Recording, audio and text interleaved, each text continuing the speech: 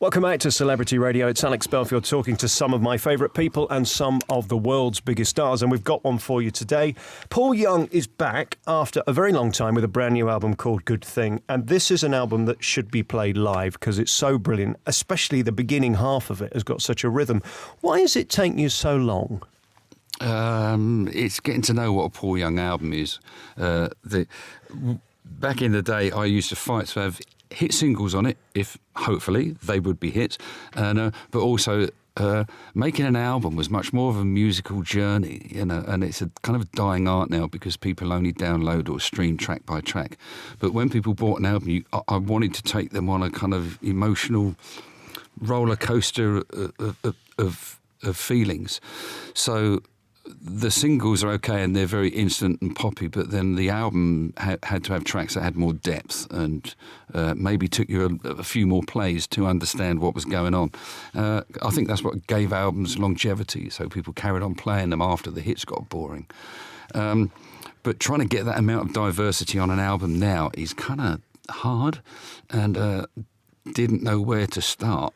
And so when Arthur came up with the idea of the Memphis catalogue of songs, I thought maybe this is a little shove for me to get back to my roots, and which is probably not a bad thing to do at this moment in time. What's great about it, it sounds like you, and it seems like some artists, when they come back with a new album, try and find a new sound, and I'm not sure that always works.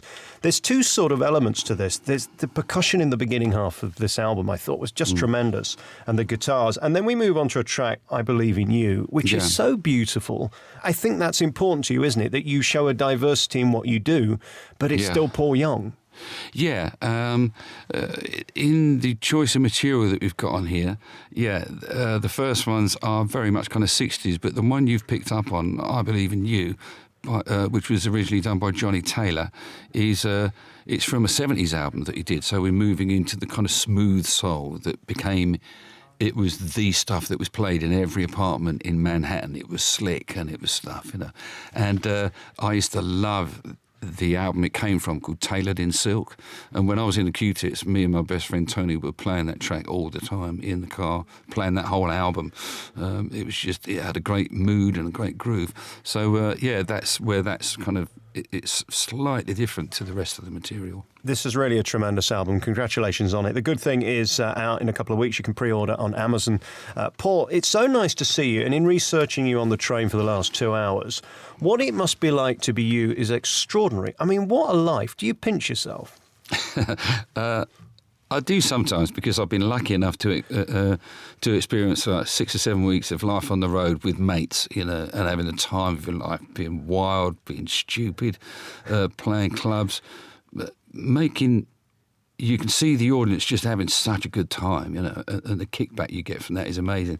Then to have experienced an incredible amount of fame, worldwide fame, and playing to massive audiences, not just in front of you, but worldwide TV, such as Live Aid. And to do all those things, but still hold down a family life, and to have had fun with it. And also, generally, people treat me very well. It's a good thing.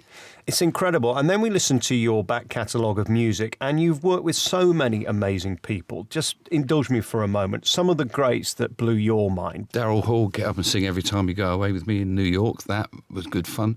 I've done the Prince's Trust things, which I have to pinch myself on those. It's when I saw, I think, me doing Every Time We Go Away with George Michael, with Elton John on piano, and Mark Knopfler and Eric Clapton on the guitar, Phil Collins on drums, Mark King from Level 42 on bass. It just gets better and better. And then as far as the albums go, I've had Dave Gilmour play on the Other Voices album, and I was lucky enough to duet with Chaka Khan, which was absolutely amazing. Stevie Winwood played on a couple of tracks. Stevie Wonder played harmonica on one, and I've got a personal message from him from then, just saying what a pleasure it was to play on the track that I'm going to cherish forever. I don't want to be disrespectful to artists today, but I don't think there'll ever be another generation of stars since the 60s that you were able to perform with. There was something about the legends that you've just spoke of that will never be sort of reborn. I don't think we'll talk about Justin Bieber with the same affection that we talk of Stevie Wonder, and we'll do in 50 years' time. That range from the 60s to the 70s to the 80s, that's 3 decades there. And Stevie Wonder went through all of them. And so there I am at the tail end of all this, and all these people are still around. And I get to meet the people whose records I bought and perform with them. It's just unbelievable. And there are, I think the last name that was truly worldwide famous was Prince. Who came after Bob Marley? Well, he was around for Bob Marley, but I mean, the true kind of genius of artistry that you occasionally get with Hendrix and Ray Charles and people like that. I think Prince was probably the last. So it'll be interesting to see where it goes from here. Does it ever become normal when someone like Stevie knows who you are before you tell him who you are? No, I don't think so, no. To begin with, the idea of me flying to Australia and when I get to the other end, they'll all know me was odd. But then when I'm meeting people like that and they know me, that's a different kind of odd. You know what I mean? So I don't think you can ever totally get used to it. I think it's fair to say Every Time You Go Away is probably your biggest track. Certainly if you look on YouTube, 27 million hits, something like that. The Live Aid days were certainly extraordinary, and you got to open that track. Is there any bigger compliment than that? Because they could have had anybody.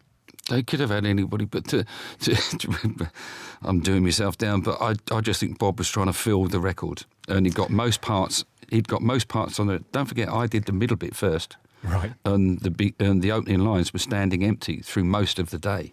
And it was at the end of the day that they must have been going, who can we have to put this down? And gone through possibly every permutation they could possibly think of before they got to me. Surely it can't be that complicated. No. It was only one line. Yeah, I know. There was enough stars in that room. They didn't need to give you out of pity, did they? Yeah, so I think Bob has actually liked me, and he liked the sound of my voice. I've known Bob many. I still bump into him now. He still takes a mickey royally out of what I do, what I get up to, and he knows some of the musicians that play with me. In fact, he's used them, and he's equally as savage with them as he is with me. He's just that kind of guy. But I think underneath all that, I think he was a bit of a fan of my voice. So he probably said, "Right, let's go with him then." What Live Aid did was so tremendous, but when you consider Africa's still in a state today beyond our comprehension, it is depressing at 2016. There are still people who are starving. Unbelievable. Well, there's so many things around the world, and it's not just hunger. There's a lot of things going on. The Syrian thing, it's. I still find it hard to believe that people can put so much faith in religion and think that you have to punish yourself and live a blameless and a quite painful life to show your faith. It makes no sense to me at all. We should be faithful to each other, support each other. It always strikes me as odd, as soon as anything bad happens, the first thing they say is, you should pray. Isn't that the reason we got into this mess in the first place? Exactly, yeah. It was very controversial. We'll leave that there. Just in terms of your highlights of career, has there been a venue where you've pinched yourself? I guess the Wembley example is probably one of the biggest in terms of numbers, but are there special places you'd like to go back to even today? I guess it was an absolute blast doing Sydney Entertainment Centre, because there I am, the other side of the world, playing this Enormo Dome, as they call it. And I guess that was a bit of a pinch yourself moment. There in America, I never quite got to the point where I did Madison Square. That would have been a nice one to do. See, as big as you are, you can always be bigger, can't you? That's the trouble with this business. Exactly, yeah. There's always someone bigger than you. Just when you think you've made it. And in terms of your voice, you mentioned it earlier, what you notice when you listen to so much of you back to back, and then even this new album, is that beautiful soul that you can't possibly be taught. And I think if you'd have gone to musical theatre school or something like that, they'd have probably kicked it out of you. Yeah. That's something you're born with, I guess.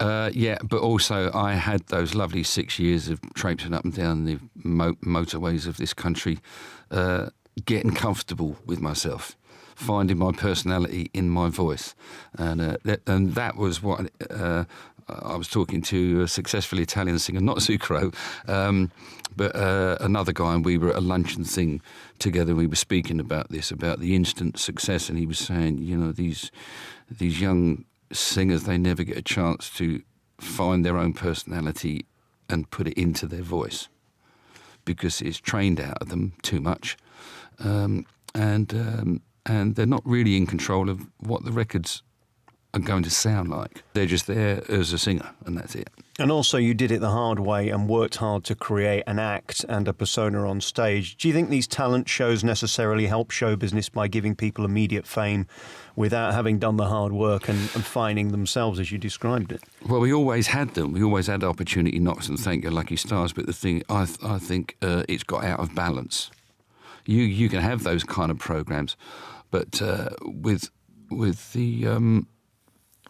internet, social networking, the blanket coverage on TV, the bands that count aren't seen by everyone, unfortunately.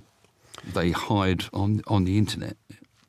And very finally, as you can see, I'm a deeply unattractive man. What is it like to stand on a stage and be adored and have fans and people who love you and throw their knickers at you? It must be extraordinary. Yeah, it is, but it's kind of funny. We saw the funny side. We saw a lot of bands beginning to take themselves very seriously, too seriously, separate limousines for each member of the band, etc., and things like that. And we always were careful to keep a little bit of time for ourselves, not to tread on each other's toes too much. And like I say, you know, once again, this is what the touring did for me. We got to know that you can't live in each other's pockets 24/7. Mm-hmm. So you give a bit of time to yourself. You're respectful of each other. Of course, there are arguments. People get short-tempered from time to time. But the thing that gets you through all that is a sense of humour. Right. And when I was in the Q-Tips, I was doing exactly what I was doing when I did my first Paul Young tour. And I said to my manager, I'm doing all the same moves I did, and now they're screaming at me. What are they what are they screaming for now? He said, it goes to show you that you're still the same jerk that you was back then. Nothing's changed, you know. I suppose that's the key, is it? Not get your head up your own backside, because exactly. Sooner or later the bubble will burst. Congratulations on this new album. It really is tremendous. And it's got to be played live. When are you going on tour with this? Because there's such a beautiful percussion to it that I can just imagine it in any live venue. It's going to rock. Yeah, I hope so. I'm getting band members together now, and it looks like it's all starting up in May. Brilliant. Thank you so much for your time. It's a great honour. Paul Young, the new album is Good Thing. You can get it now on Amazon and elsewhere. Really lovely to talk to you. That's lovely. Thanks very much.